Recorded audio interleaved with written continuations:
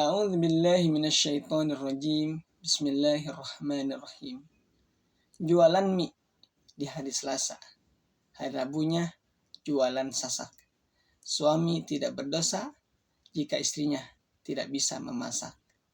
Assalamualaikum warahmatullahi wabarakatuh. Alhamdulillah, wassalatu wassalamu ala rasulillah wa ala alihi wa mawalah, amma ba'du. Sahabat-sahabatku yang dirahmati Allah Subhanahu wa taala. Buat para suami, buat para ayah atau calon ayah, calon suami, ketika nanti punya pasangan atau yang sudah punya pasangan dan ternyata pasangannya, istrinya tidak bisa memasak, maka kita nggak berdosa. Kita tidak akan dituntut oleh Allah Azza wa Jalla karena istri kita tidak memasak. Atau masaknya masih kadang-kadang asin, kadang-kadang tidak sesuai dengan harapan, kadang-kadang rasa padang, kadang-kadang rasa warteg, atau mungkin rasa yang lain. Yang intinya dia rasanya tidak seperti yang kita harapkan.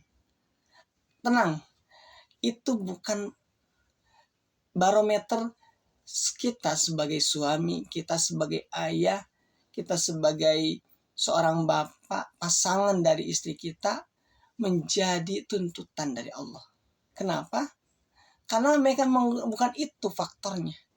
Tapi kalau misalkan istri kita, pasangan kita, ibu dari anak-anak seorang laki-laki itu nggak bisa wudhu, sholatnya nggak benar, nggak pakai hijab yang menutup aurat, baru ini yang akan dituntut, teman-teman.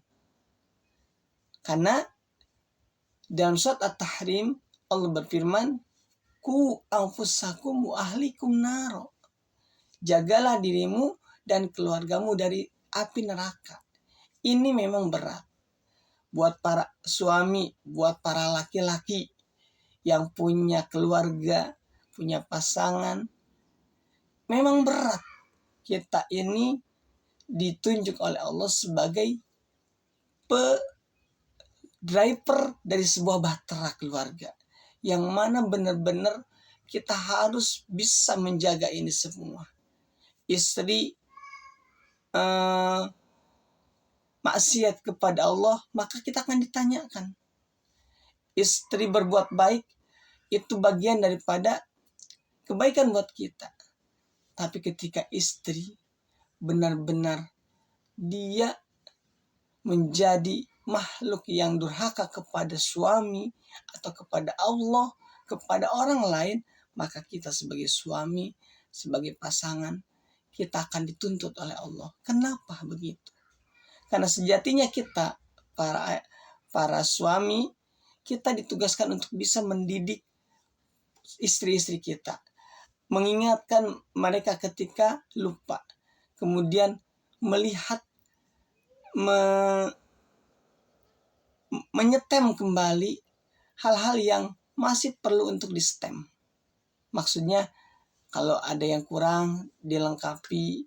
Kalau istri kita belum paham, kita harus pahamkan. Tapi kalau istri kita ternyata lebih paham dari kita, ya nggak masalah, kita belajar.